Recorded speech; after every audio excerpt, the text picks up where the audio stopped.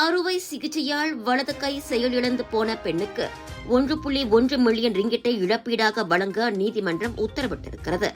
Kuala Lumpur clinicals மருத்துவமனையும் அறுவை சிகிச்சையை நடத்திய எலும்பியல் அறுவை சிகிச்சை நிபுணரும் நடந்த மருத்துவ அலட்சியத்துக்கு பொறுப்பேற்றியாக வேண்டும் என கோலாலம்பூர் உயர்நீதிமன்றம் தீர்ப்பளித்தது.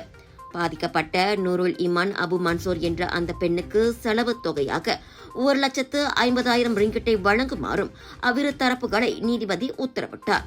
கை விரல்கள் மறுத்துப் போவது தொடர்பான நரம்பியல் கோளாறை சரி செய்வதற்காக 2018ஆம் ஆண்டில் அந்த பெண்ணுக்கு அறுவை சிகிச்சை மேற்கொள்ளப்பட்டது. ஆனால் அறுவை சிகிச்சையின் போது அவரின் இடைநிலை நரம்பு அலட்சியமாக வெட்டப்பட்டிருக்கிறது. அதோடு வெட்டு காயத்தை கண்டறிந்து சரியான சிகிச்சை அளிப்பதிலும் தாமதம் ஏற்பட்டுள்ளதை நீதிமன்றம் கண்டறிந்தது. அறுவை சிகிச்சையின் போது ஏற்படக்கூடிய சிக்கல்கள் அல்லது ஆபத்துகள் பற்றி ஒப்புதல் படிவத்தில் குறிப்பிடப்படவில்லை அல்லது எந்த மருத்துவ பதிவேடுகளிலும் பதிவு செய்யப்படவில்லை என்ற வாதத்தையும் அந்த பெண்ணின் வழக்கறிஞர்கள் நீதிமன்றத்தில் நிரூபித்தனர்.